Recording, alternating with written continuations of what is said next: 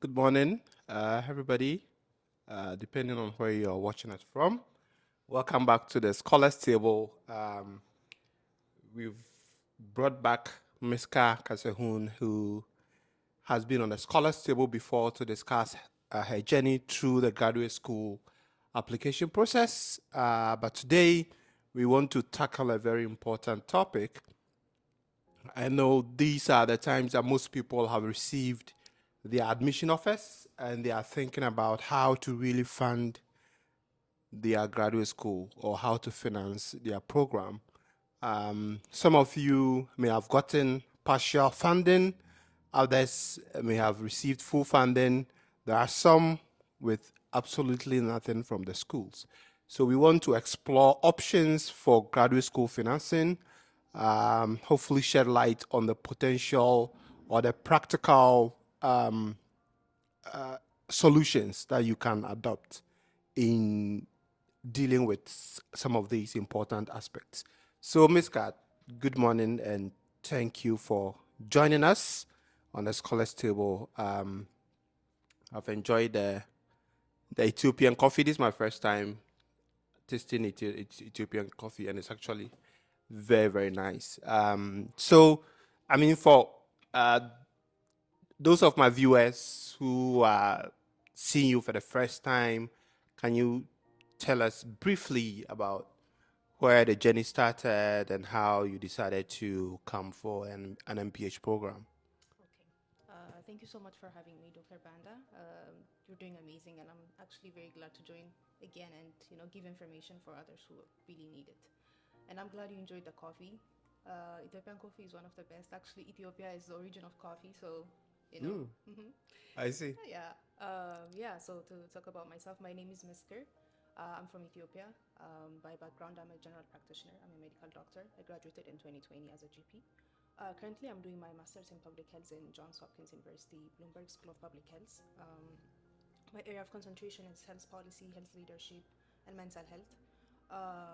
How I decided to pursue MPH and John Hopkins is because after working in the private sector, in the governmental sector, and non-profit sector after graduation, I realized there's a huge need in Ethiopia and Africa for public health experts and especially policy leaders. So I felt like that's where I fit. So I researched a lot of universities. I applied to close to I think 7 universities, and I decided Hopkins is the best, and it also gave me the most amount of funding, which is Yeah. very important for an international student. Yeah. So that's how I picked Hopkins. I also got some funding from AUW, American Association of University Women. I'm one of their international fellows.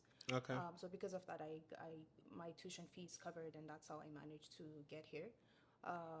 Besides that, yeah, I'm also a professional model, and I've represented Ethiopia in different platforms, and I use that to talk about mental health and use professional development.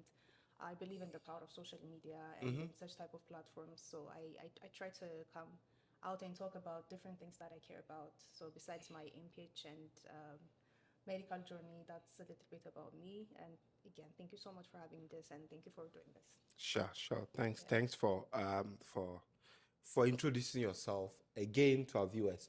I want us to dive straight into what we want to talk about today.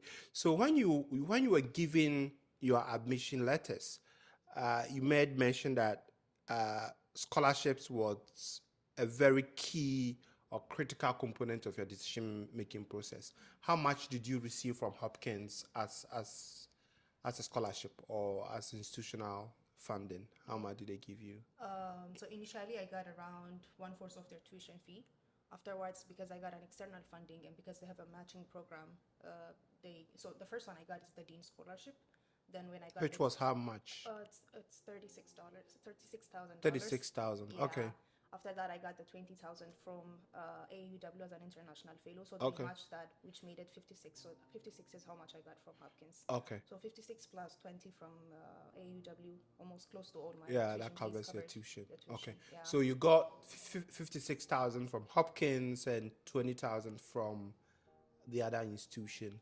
And I think something that is very strategic that people oftentimes don't know about is that if Hopkins gives you a scholarship, say 30,000, and you're able to show commitment that you've had external funding of this amount, Hopkins says you're going to match up that funding to up to $25,000. Yeah. So I think that is also a very unique opportunity that Hopkins is giving to those who are really keen on um, coming to graduate school.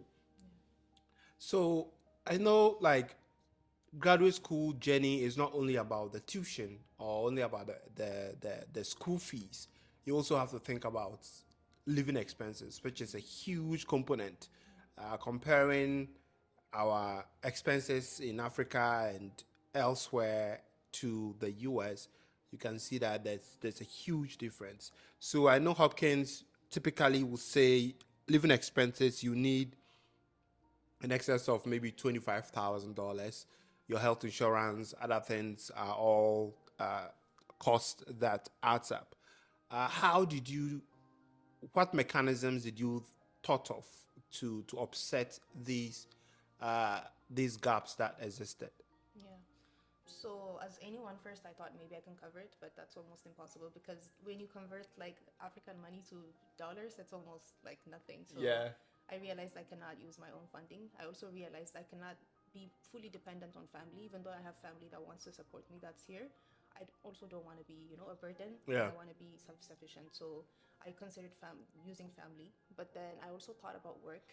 But then, as an international student, we can only work 20 hours per Yeah. week, and that's a very small amount of money. Probably the most you can get per hour is 25 if you're lucky. Most of Yeah. us get paid 15 to 20 dollars per hour for 20 per hours a week, and that is not enough to cover Yeah. rent, groceries, transportation. So finally, I talked with my mentors and with students who are already in Hopkins, and they suggested loans, which a lot of them have done. At first, I was really scared. I was like, loans, and then when you hear about the amount and the interest, and Yeah. then we were talking about this earlier, like when you convert it to Ethiopian money, this is like in millions, and how am I going to be in debt and to another Yeah. country in such amount of money? But Yeah.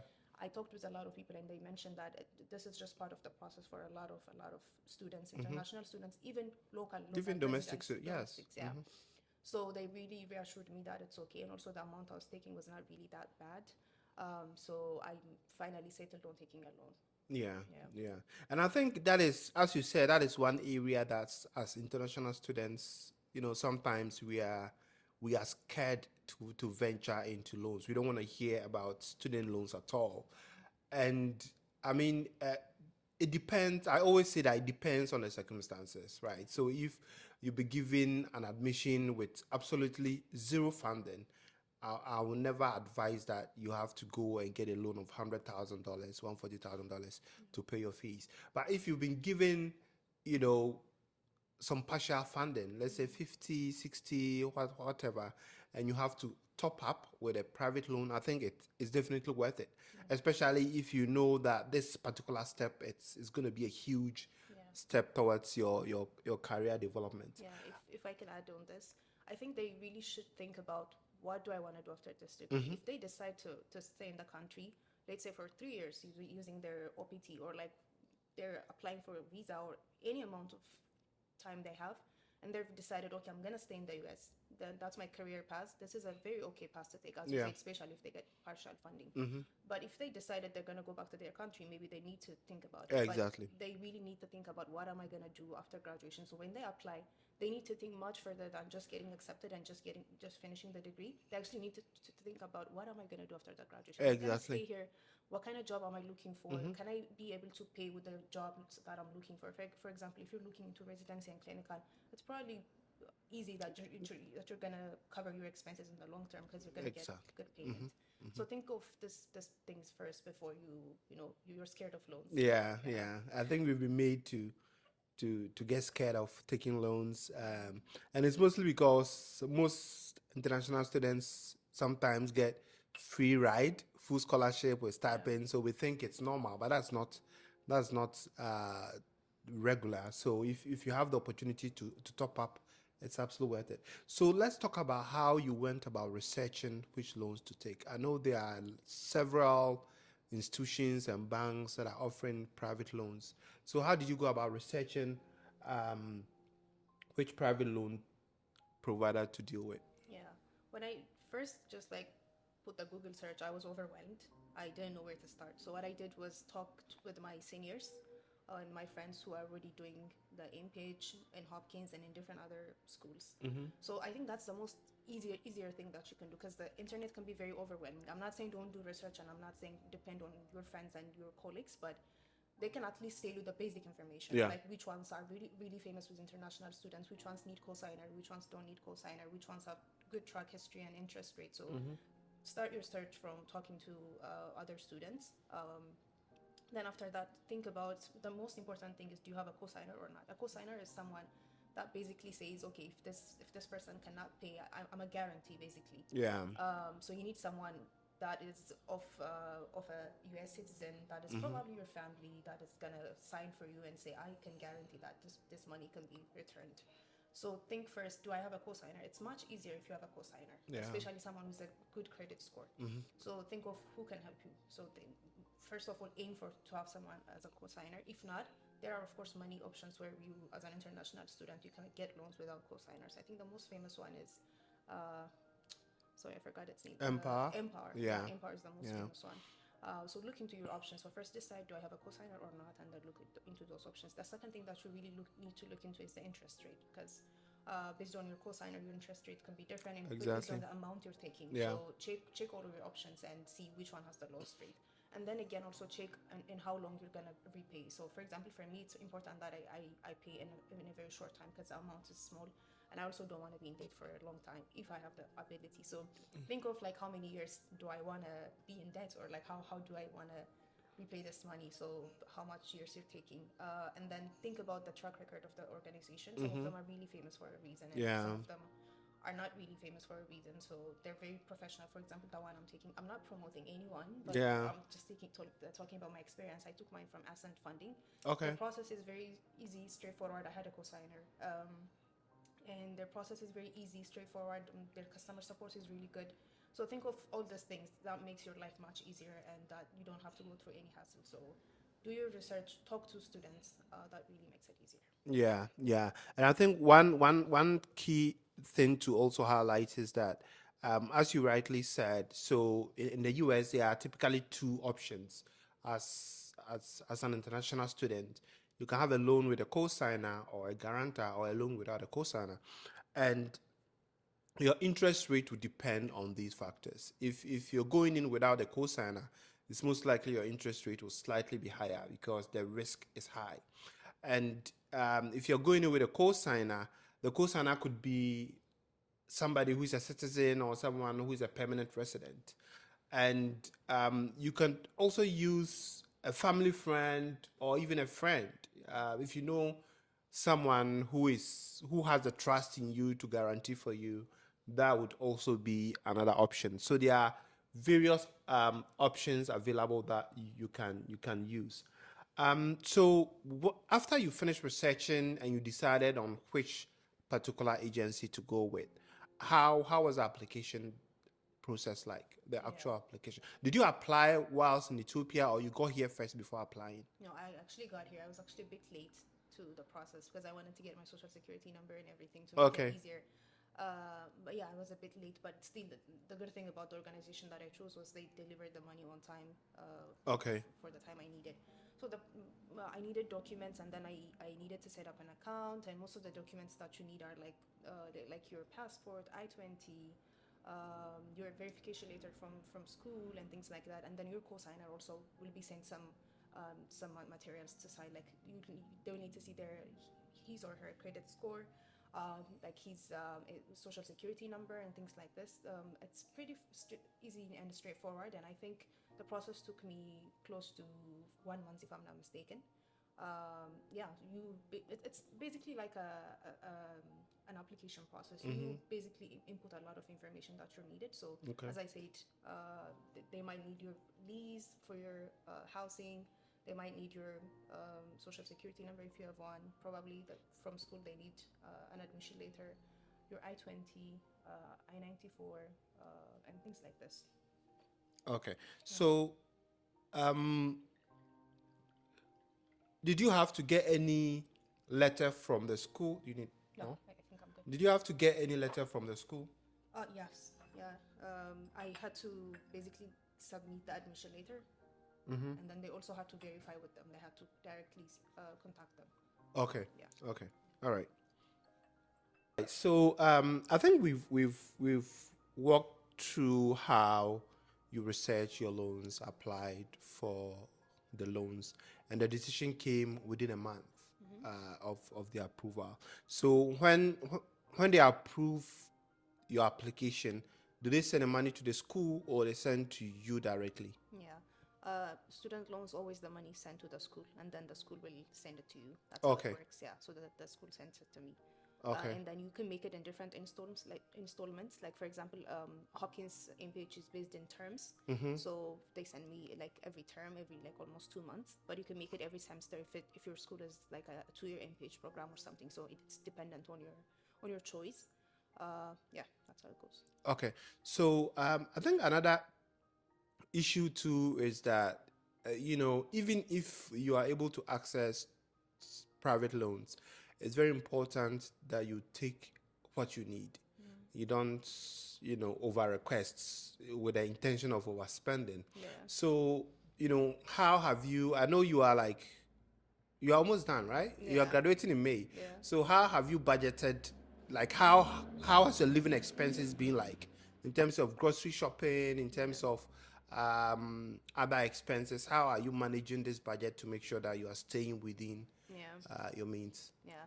So when I took the loan, actually, I took an amount that lower than what I should have taken, thinking Okay. that I'm gonna supplement it with the money that I'm gonna get from working part time, like Yeah. being a research assistant, and some family support and things like that, so that I don't get overwhelmed after graduation.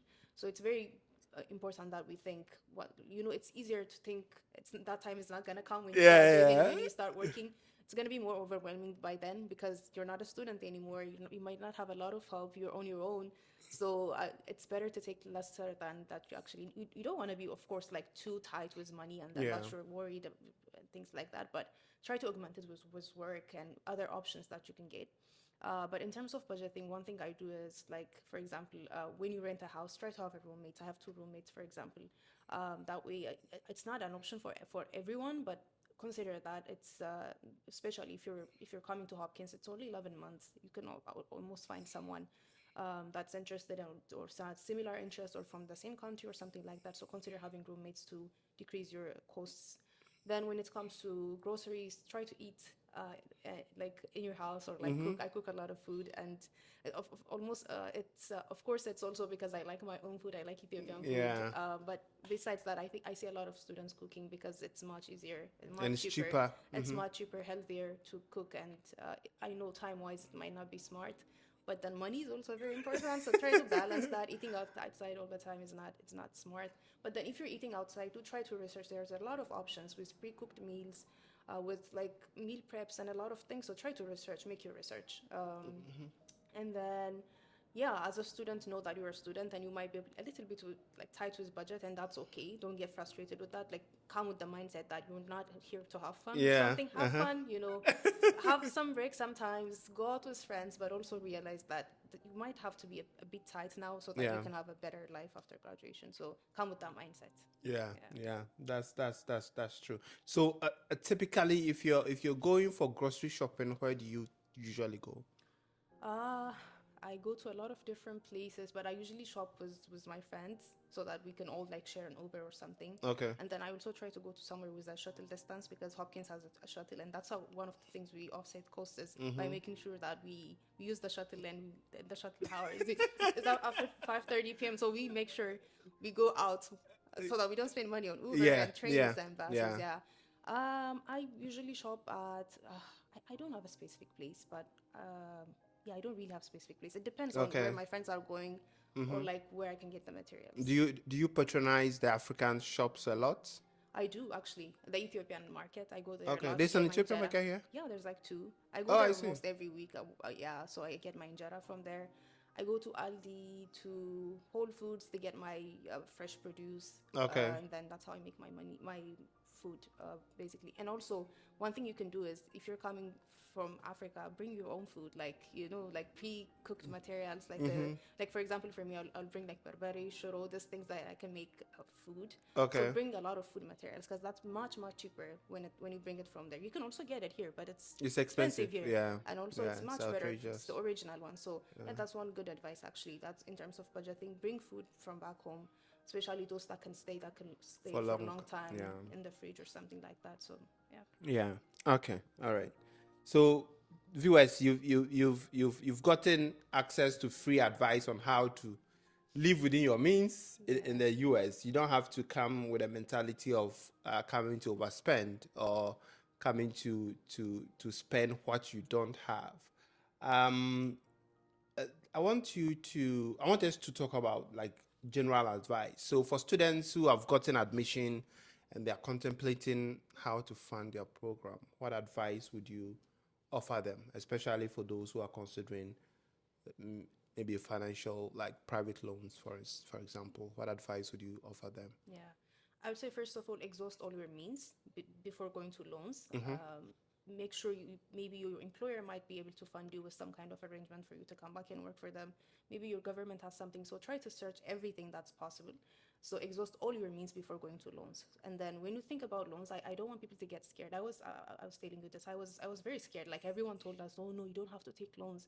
Like it's just like the worst thing you can do because you'll be in debt. That's not true because you're coming here to live within the system, so you have to Yeah. work within the system, right? So research well, and loans are not something to be afraid of, especially if you've found some type of scholarship. It's good to augment it. So make your research. Loans are not the worst thing to do, but that check about the amount. Like if you're taking all of your tuition and living expense, maybe that's not the Yeah. best Yeah. idea. So research and talk with other students, especially those that have graduated, those that are already in school, because the system also changed a lot. If you talk to someone who graduated 10 years back, he or she might not be the best answer, but someone who's right now learning, like for Yeah. example me, if you approach me, I might have a better idea than someone who graduated 5 years back. So talk to your friends who are already in the program. If they're not your friends, if you don't know anyone, reach out on LinkedIn. People are very happy to help. And don't get frustrated if people don't reply. Send a message to 5 6 people and then someone will reply. So Yeah. depend on researching, on networking, and also I think watching videos like this where people actually talk about their experiences. Yeah, I think that would be my advice. Yeah. So, I mean, that's the whole essence of, having the scholars table to give you practical advice on how to navigate your path through the graduate school, right from the graduate school application to uh, going to the program itself, financing the program, setting yourself up for job afterwards. So, I mean, we've talked about all these. What are the future plans? And as you said, any loan that you're taking, you should have it at the back of your mind that how does that fit strategically in my future career? So, how is this loan going to help you, or has this loan changed your mindset in terms of which career options to take, or are you now being like very very um, strategic about exactly where to go in order Yeah. to make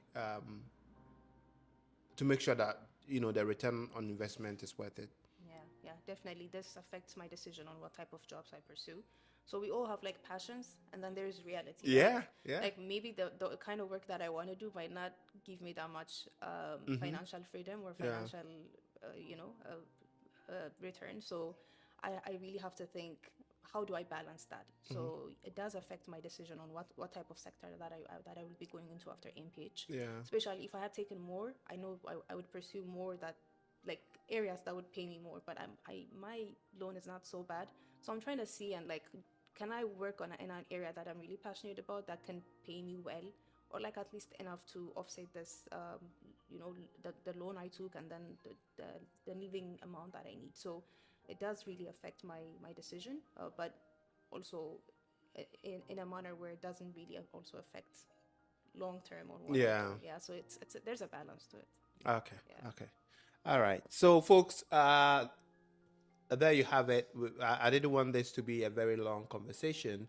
We're just giving you straight to the point, practical approach that you can use yeah, in your journey to graduate school. So I know you're also very active on LinkedIn and you have a YouTube channel. So perhaps you can tell our folks where they can get in touch with you in case they have any questions or they want to see more of your content. Yeah, I think you'll attach my link for LinkedIn and YouTube on the post. But yeah, you can search for Misker Kassaun, Misker and Kassahn on LinkedIn and YouTube, and you can just send me a DM, and I might not reply very fast, but I will reply Yeah, eventually, and I might refer you to something that you need. So I'm happy to help with anything, especially I know the stress of when it comes to funding yeah, your school. So yeah. happy to help with that. Yeah, Especially for international students, yeah, the struggle is real, it right? really is real. Yeah. Okay, all right. So thank you so much for hosting me. I was gonna say thank you for joining me, but Yeah, thank you for hosting me today. you're welcome. It was fun having this conversation. So if you're new to the Scholars Table, make sure to subscribe on my YouTube channel, Dr. Banda Khalifa, or give me a follow on Twitter or X, and then on LinkedIn as well. See you in the next one. Bye bye.